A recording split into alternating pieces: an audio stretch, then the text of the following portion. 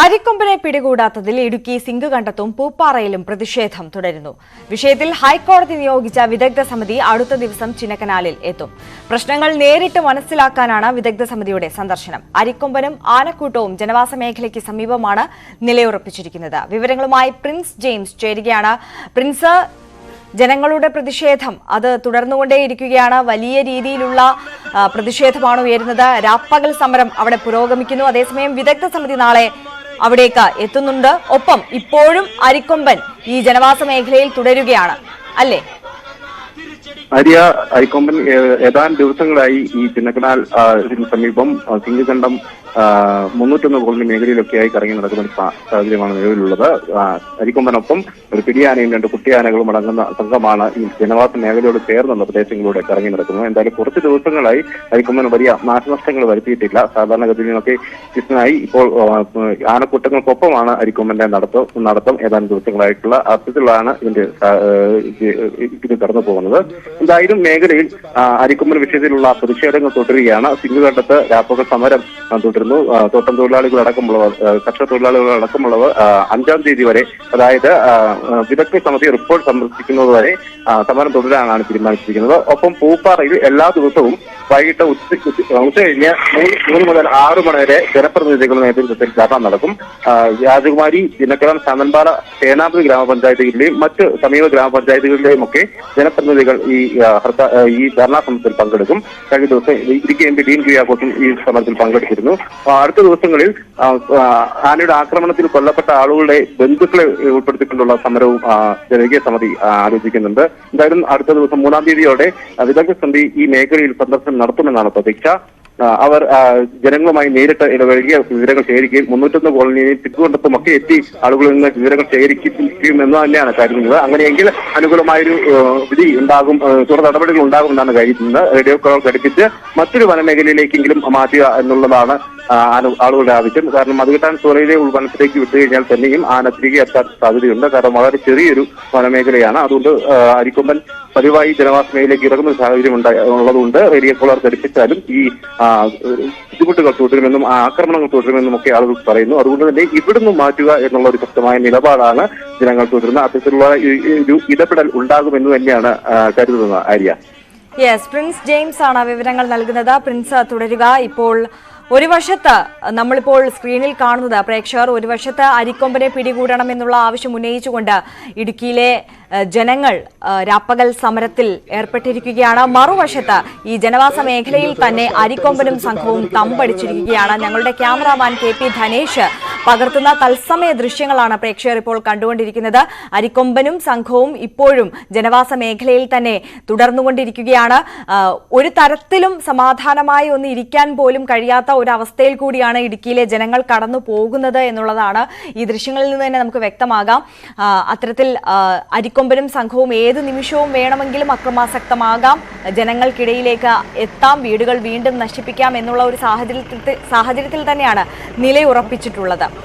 തത്സമയ ദൃശ്യങ്ങളാണ് പ്രേക്ഷകർ കാണുന്നത്. പ്രിൻസ് ജെയിംസ് തുടരുന്നുണ്ട്. പ്രിൻസ്, നാളെ എന്തായാലും ഹൈക്കോടതി നിയോഗിച്ച വിദഗ്ധ സമിതി ഇടുക്കിയിലേക്ക് എത്തുകയാണ്. അവിടുത്തെ സാഹചര്യങ്ങൾ നേരിട്ട് കണ്ട് മനസ്സിലാക്കി പഠിക്കുക എന്നുള്ളതാണ് അവരുടെ ലക്ഷ്യം. എന്തായാലും അരിക്കൊമ്പനെ പിടികൂടാതെ, മയക്കുവെടി വെച്ച് പിടികൂടി കൊണ്ടുപോകാതെ ഈ ഒരു വിഷയത്തിൽ നിന്ന് പിന്നോട്ടില്ല, പ്രതിഷേധത്തിൽ നിന്ന് പിന്നോട്ടില്ല എന്നുള്ള ഉറച്ച നിലപാടിലാണ് അവിടുത്തെ ജനങ്ങൾ ഉള്ളത്. ഈ വിദഗ്ധ സമിതിയുടെ വരവിനെ അവരെങ്ങനെയാണ് കാണുന്നത്? വിദഗ്ധ സമിതി ഇവിടുത്തെ കർഷക തൊഴിലാളികളായും ആദിവാസി വിഭാഗത്തിലെ ജനങ്ങളുമായും, അതായത് ഏറ്റവും അധികം അരിക്കൊമ്പൻ നാശം വിതയ്ക്കുന്ന 301 കോളനിയിൽ ആനയിറങ്കൽ, പന്നിയാർ, സിംഗുകണ്ടം തുടങ്ങിയ മേഖലകളിലൊക്കെ അരിക്കൊമ്പൻ മാത്രമല്ല മറ്റു കാട്ടാനകളും പതിവായി ഇറങ്ങുന്ന ഈ മേഖലകളിലൊക്കെ സന്ദർശനം നടത്തുകയും ആളുകളുമായി കാര്യങ്ങൾ തിരക്കുകയും ഇവരുടെ ബുദ്ധിമുട്ടുകൾ നേരിട്ട് മനസ്സിലാക്കുകയും ചെയ്യുമെന്നാണ് നാട്ടുകാർ കരുതുന്നത്. അത്തരത്തിലുള്ള വനംവകുപ്പ് നിലവിൽ വനംവകുപ്പ് ഉദ്യോഗസ്ഥരുമായിട്ടുമൊക്കെ ഉള്ള ചർച്ചയോ അവരുടെ റിപ്പോർട്ടുകളൊക്കെ പരിഗണിച്ചായിരിക്കും തുടർ നടപടികൾ സ്വീകരിക്കുക. എങ്കിലും ജനങ്ങളുടെ ആശങ്കകൾ, അതായത് അവർ അനുഭവിക്കുന്ന ബുദ്ധിമുട്ടുകൾ അവർ നേരിട്ട് മനസ്സിലാകുമെന്ന് തന്നെയാണ് ജനങ്ങൾ ഇപ്പോൾ കരുതുന്നത്. എന്തായാലും ആനയെ ഇവിടുന്ന് മാറ്റുക എന്നതാണ് ആളുകൾ മുൻപും ഉന്നയിച്ചിരുന്ന ആവശ്യം. ഇപ്പോഴും അത് തന്നെയാണ് ഉന്നയിക്കുന്ന ആവശ്യം. കാരണം റേഡിയോ കോളർ ഘടിപ്പിച്ച് ഇവിടുന്ന് മാറ്റി മറ്റേതെങ്കിലും വനമേഖലയിലേക്ക് ഇടുക്കിയിലെ തന്നെയോ അല്ലെങ്കിൽ മറ്റേതെങ്കിലും മേഖലയിലെയോ വനമേഖലയിലേക്ക് ഇടുക്കി വന്യജീവി സങ്കേതത്തിലോ അല്ലെങ്കിൽ പെരിയാർ ടൈഗർ റിസർവിലോ അതുപോലെ ഉൾവനങ്ങൾ വലിയ വനമേഖലയുള്ള മേഖലകളിലേക്ക് മാറ്റുക എന്നതാണ് ആവശ്യപ്പെടുന്നത്. 18 ചോല ദേശീയോദ്യാനത്തിലെ ഉൾവനത്തിലേക്ക് കടത്തിവിട്ടാൽ വീണ്ടും ആന പുറത്തേക്ക് ഇറങ്ങാൻ സാധ്യതകൾ കൂടുതലാണ്. കാരണം സ്ഥിരമായി ആനയുടെ സഞ്ചരിക്കുന്ന മേഖലയാണ് 18 ചോല. വളരെ ചെറിയൊരു വനമേഖലയാണ്. ഈ മേഖലയിൽ നിന്നും ഈ ആനയുടെ അരിക്കൊമ്പൻ എല്ലാ ദിവസവും തന്നെ വനമേഖലയിലേക്ക് കടക്കാതെ ജനവാസ മേഖലയിൽ തുടരുന്ന ഒരു സാഹചര്യമാണ് കാലങ്ങളായി തുടരുന്നത്. അതുകൊണ്ട് തന്നെ റേഡിയോ ഘടിപ്പിച്ചാലും മുൻകൂട്ടി വരവ് വരുന്നത് അറിയാമെങ്കിലും ഇതിന്റെ ആക്രമണമോ ഒന്നും വലിയ തോതിൽ കുറയാൻ സാധ്യതയില്ല. കാരണം വീടുകൾക്ക് നേരെയാണ് ആക്രമണം നടത്തുക. വീടുകളുടെയും ചെറിയ കടകളെയും ഒക്കെ നേരെയാണ് ആക്രമണം നടത്തുന്നത്. പ്രത്യേകിച്ചും ലയങ്ങളും അതുപോലുള്ള സാഹചര്യങ്ങളുമുള്ള ചെറിയ ചെറിയ വീടുകളും ഒക്കെയുള്ളൊരു മേഖലയാണ് ഇവിടെ. സാധാരണക്കാരായ കർഷക തൊഴിലാളികളും തോട്ടം തൊഴിലാളികളും ഒക്കെ അധിവസിക്കുന്ന മേഖലയാണ്. വലിയ ബുദ്ധിമുട്ടുകൾ ആളുകൾക്ക് ഇതുകൊണ്ട് ഉണ്ടാകുന്നുണ്ട്. കുട്ടികൾക്ക് സ്കൂളിൽ പോകാനുള്ള ബുദ്ധിമുട്ടുകൾ, അതുപോലെ തോട്ടം തൊഴിലാളികൾക്ക് ജോലിക്ക് പോകുന്നതിനുള്ള ബുദ്ധിമുട്ടുകൾ, പലപ്പോഴും ഏലത്തോട്ടങ്ങളിലൊക്കെ ആനക്കൂട്ടങ്ങൾ നിലയുറപ്പിക്കുന്ന സാഹചര്യം. അതുകൊണ്ട് തന്നെ അരിക്കൊമ്പൻ പോലെയുള്ള അപകടകാരികളായ ആനയെ ഈ വനമേഖലയിൽ നിന്നും 18 ചോല വനമേഖലയിൽ നിന്നും മാറ്റി മറ്റേതെങ്കിലും വനമേഖലയിലേക്ക് മാറ്റണം എന്ന് തന്നെയാണ് ആളുകൾ ആവശ്യപ്പെടുന്നത്. റേഡിയോ ഈ വിദഗ്ധ സമിതിയുടെ സന്ദർശനത്തിന് ശേഷം റേഡിയോ കോൾ ഘടിപ്പിച്ച് ആനയെ മറ്റൊരു കാട്ടിലേക്ക് മാറ്റുന്നതിനെ കുറിച്ചുള്ള ആലോചനകൾ ഉണ്ടാകും. അത്തരത്തിലുള്ള തീരുമാനം എന്ന് തന്നെയാണ് നാട്ടുകാർ കരുതുന്നത്. ആര്യ പ്രിൻസ്, ഈ അതേസമയം ഈ റേഡിയോ കോളർ ഘടിപ്പിക്കുന്നതുമായി ബന്ധപ്പെട്ടിട്ട് ഈ ടെക്നിക്കലി അതിന് കുറച്ച് ബുദ്ധിമുട്ടുകൾ ഉണ്ട്. അതായത് ഈ ആനയെ പിടികൂടാതെ എങ്ങനെ റേഡിയോ കോളർ ഘടിപ്പിക്കും എന്നുള്ള ഒരു ആശങ്ക നിലനിൽക്കുന്നില്ലേ? തീർച്ചയായും മയക്കുവെടി വെക്കാതെ ആനയെ പിടികൂടുക എന്നുള്ളത് സാധ്യമല്ല.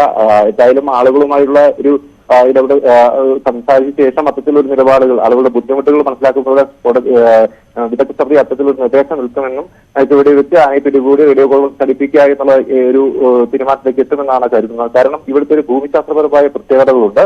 ആന വലിയ മലകൾ നിരകളുള്ള പ്രദേശമാണ്. ഒപ്പം തോട്ട മേഖല, ഏലത്തോട്ടങ്ങൾ നൽകുന്ന മേഖലയാണ്. ഇവിടെയൊക്കെ വെച്ച് ആനയെ പിടികൂടുക എന്നത് അസാധ്യമാണ്. അതുകൊണ്ട് തന്നെയാണ് വനംവകുപ്പ് കഴിഞ്ഞിടയ്ക്ക് സിമന്റ് പാലം എന്നൊരു പ്രത്യേക മേഖലയിൽ ഇതിനായി പ്രത്യേകമായ ഒരു ദൗത്യം മറ്റ് മേഖലകളിൽ നിന്നൊക്കെ, അതായത് വയനാട്ടിലും പാലക്കാടും ഒക്കെ സ്വീകരിച്ചതിൽ നിന്ന് വ്യത്യസ്തമായ ഒരു പദ്ധതി ഇവിടെ തയ്യാറാക്കി ഇവിടേക്ക് ആകർഷിക്കുക എന്നൊരു നിലപാട് സ്വീകരിച്ചത്. കാരണം മുൻപ് 2017 അരിക്കൊമ്പനെ ഒരിക്കൽ പിടികൂടാൻ ശ്രമിച്ചിരുന്നെങ്കിലും അന്ന് ഭൂമിശാസ്ത്രപരമായ പ്രത്യേകതകളും കുങ്കിയാനയായ കലീമിനോട് ആന അനുസരിക്കാതെ വന്നതുമൊക്കെ അന്നത്തെ ദൗത്യം പരാജയപ്പെടുന്നതിന് കാരണമായി. പ്രത്യേകിച്ചും ഈ ആന മയക്കുവെടി തുടർന്ന് വലിയ മലകളിലേക്കൊക്കെ ഓടിക്കയറുന്നതുകൊണ്ട് ഇവിടുന്ന് പിടികൂടുക എന്നുള്ള അസാധ്യമായിരുന്നു. അതുകൊണ്ട് തന്നെയാണ് സിമന്റ് പാലത്ത് ഈ തവണ ഒരു ദൗത്യം പൂർത്തീകരിക്കാൻ ഒരു പ്രത്യേക സംവിധാനങ്ങളൊക്കെ വനംവകുപ്പ് ഒരുക്കിയത്. എന്തായാലും ജനങ്ങളുമായി ആശയവിനിമയം നടത്തിയ ശേഷം വിദഗ്ധ സമിതി ഇത്തരത്തിലുള്ള ഒരു തീരുമാനം ഇവിടുന്ന് തന്നെ മാറ്റുന്നു. അതായത് മയക്കുവെടി വെക്കാതെ ആണെങ്കിൽ പിടികൂടുക അല്ലെങ്കിൽ റേഡിയോ കോൾ ഘടിപ്പിക്കുക എന്നത് എത്രമാത്രം പ്രായോഗികമാണെന്ന് വ്യക്തമല്ല. അങ്ങനെയെങ്കിൽ എത്തരത്തിലുള്ള ഒരു തീരുമാനം ഉണ്ടാകും. മയക്കുവെടി വെച്ചാണ് ആണെങ്കിൽ പിടികൂടി മേഖലയിൽ നിന്ന് മാറ്റുന്നതിനുള്ള ഒരു തീരുമാനം ഉണ്ടാകും എന്നാണ് ജനങ്ങൾ കരുതുന്നത്. ആര്യ തീർച്ചയായും പ്രിൻസ് തുടരുക. ഇപ്പോൾ ചിന്നക്കനാലിൽ മരപ്പാലത്ത് നിന്നുള്ള ദൃശ്യങ്ങളാണ്, തത്സമയ ദൃശ്യങ്ങളാണ് പ്രേക്ഷകർ കണ്ടുകൊണ്ടിരിക്കുന്നത്. ഞങ്ങളുടെ ക്യാമറാമാൻ KP ധനേഷ് വളരെ സാഹസികമായി, അക്ഷരാർത്ഥത്തിൽ വളരെ സാഹസികമായി ജീവൻ പണയം വെച്ചുകൊണ്ട് ചിത്രീകരിക്കുന്ന ദൃശ്യങ്ങളാണ് പ്രേക്ഷകരിലേക്ക് ഇപ്പോൾ ഞങ്ങൾ എത്തിച്ചുകൊണ്ടിരിക്കുന്നത്. അരിക്കൊമ്പനൊപ്പം മറ്റ് 3 ആനകൾ കൂടിയുണ്ട്. 4 ആനകളുടെ ഒരു സംഘമാണ് ഇവിടെ ജനവാസ മേഖലയിൽ ഇപ്പോൾ തമ്പടിച്ചിരിക്കുന്നത്. ദിവസങ്ങളായി അരിക്കൊമ്പൻ ഇത്തരത്തിൽ പിടിയാനയ്ക്കൊപ്പവും കുട്ടിയാനകൾക്കൊപ്പവും മറ്റ് കാട്ടാനകൾക്കൊപ്പവും ഒക്കെ തന്നെയും ഇത്തരത്തിൽ സംഘങ്ങളായി ഒറ്റയ്ക്കുമൊക്കെ പല ജനവാസ മേഖലകളിലും എത്താറുണ്ട്. ഇതിപ്പോൾ മരപ്പാലത്താണ് അരിക്കൊമ്പൻ തമ്പടിച്ചിരിക്കുന്നത്. അവിടെ നിന്ന് ഞങ്ങളുടെ ക്യാമറാമാൻ KP ധനേഷ് പകർത്തുന്ന ചിത്രങ്ങളാണ്, തത്സമയ സംപ്രേഷണമാണ് പ്രേക്ഷകരിലേക്ക് എത്തുന്നത്. ഇതിൽ നിന്ന് തന്നെ വ്യക്തമാണ് എത്രത്തോളം അനിവാര്യതയാണ് അവിടുത്തെ ജനങ്ങൾക്ക് ഈ എത്രയും പെട്ടെന്ന് ഈ അരിക്കൊമ്പനെ അവിടെ നിന്ന് മാറ്റുക എന്നുള്ളത്. വിവരങ്ങളാണ് ഒപ്പം പ്രിൻസ് ജെയിംസ് നമുക്ക് നൽകിയത്.